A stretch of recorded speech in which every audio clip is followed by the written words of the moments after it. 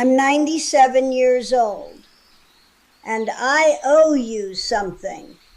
Not advice, not wisdom. I owe you the truth, the real truth, the kind I've been too proud or too ashamed to say out loud for 60-something years now. I don't have much time left. I can feel that. I just know this.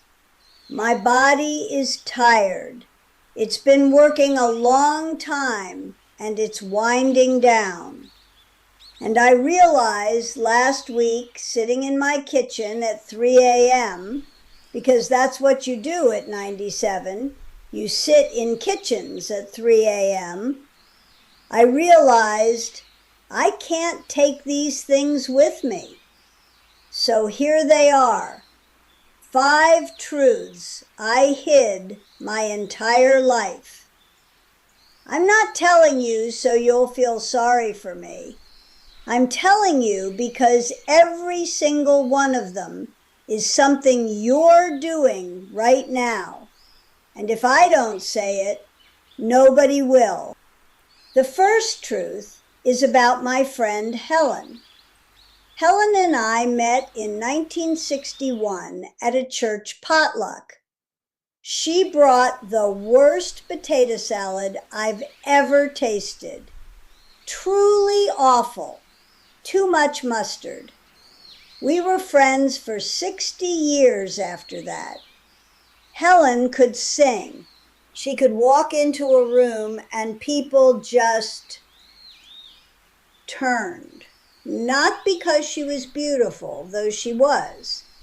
She had this warmth. She made people feel like they mattered.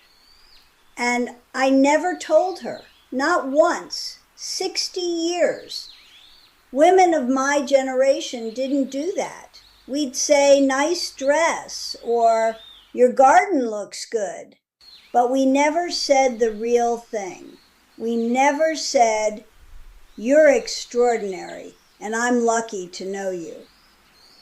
Helen died in 2021, and at her funeral, her daughter said, Helen always felt like she wasn't enough. Always felt like she was trying too hard. 60 years, I could have fixed that with one sentence. I kept it in my mouth, like it cost something to let it out. Here's the truth I owe you. You have a Helen. Somebody you admire, and you've never told them the real thing. Not nice job or you look great. The real thing. You think they know. They don't. People don't know unless you tell them. And you're running out of chances to tell them. The second truth is uglier. I had a friend named Catherine. We taught at the same school for 12 years. She knew things about me my husband didn't know. When I was 44, Catherine sat me down in her kitchen. I remember the wallpaper, yellow with little brown flowers. And she said, Ruth, you control everyone around you and you call it love. I never spoke to her again. 12 years of friendship, gone, because she said one true thing. And here's what I hid from everyone. I knew she was right. I knew it the second she said it. That's exactly why I couldn't forgive her. If she'd been wrong, I could have laughed it off. But she was right, and the only way to protect myself was to get rid of her. Catherine died in, 2003, I think. I heard about it from someone at the grocery store, between the bread aisle and the dairy case. I went home and sat in my car in the driveway for an hour. The truth I owe you. When someone tells you something about yourself and your whole body goes hot and you want to cut them off forever, That's not anger. That's recognition. That's your soul saying, they see me.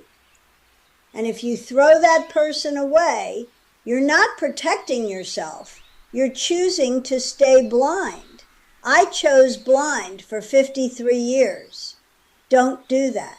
The third truth, this is the one I lose sleep over. I raised my daughter Patricia to be selfless. Put everyone first. Never complain. Keep a clean house. Smile when you're tired. Say I'm fine when you're not. I thought I was giving her strength. I told everyone I was raising a good woman. Here's the truth. I was teaching her to disappear. Patricia is 71 now. Last Thanksgiving she said to me, just matter of fact, like telling me the weather, Mom, I don't know what I like. I don't know what I enjoy. I spent so long being useful that I forgot to be a person. And I sat there knowing I did that. I took a little girl who used to paint with her fingers and sing in the bathtub, and I turned her into someone who can't answer the question, what do you want for dinner? Nobody in my family has ever heard me say this. I stole my daughter's self, and I called it good parenting. The truth I owe you. If you're raising a daughter to be selfless, to always put others first, to never make a fuss, you're not raising her, you're erasing her. Teach her to take up space, even if nobody taught you. The fourth truth I've told exactly 0 people. I could paint watercolors, birds, landscapes, the creek behind our house. My art teacher in high school, Mrs. Feldman, told me I had real talent. Real talent. I can still feel how those words felt in my chest. My first husband, Gerald, he'd see me painting and say, that's a nice hobby, Ruth. Hobby. And every time he said that word, the painting got a little smaller inside me. By 1969, I stopped completely, packed the brushes in a box, put them in the attic. But here's the part I never told anyone. I didn't stop because Gerald said it was a hobby. I stopped because I was afraid he might be right. I was afraid to find out if I was actually good or just a woman with a nice hobby. So I buried it. Easier to never know than to try and find out you're ordinary. That was 57 years ago. I think about it every single day. The last truth. My son David married a woman named Linda in 1984. Linda was loud. She laughed too big. She had opinions at the dinner table. She didn't load the dishwasher right. I spent 25 years keeping score. 25 years of tight smiles and little comments, making sure Linda knew, quietly, politely, that she wasn't quite enough. Nobody in the family would have called it cruelty. I was never cruel. I was correct. That's worse, actually. Then in 2009, I fell, broke my hip. David was working. Patricia was out of state. My other son hadn't called in a while. Linda came, stayed 6 weeks, slept on my couch, helped me to the bathroom when I couldn't do it alone. Never once brought up the 25 years. Never once said, after everything.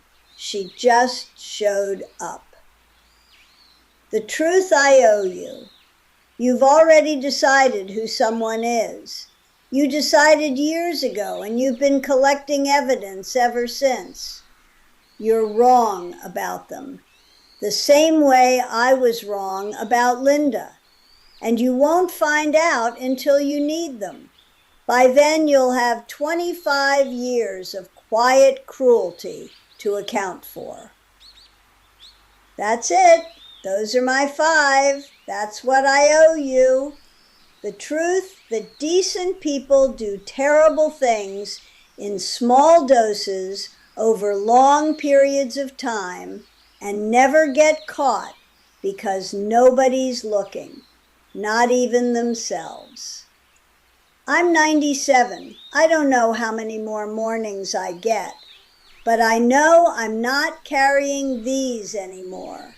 Now they're yours. Do something with them while you still can.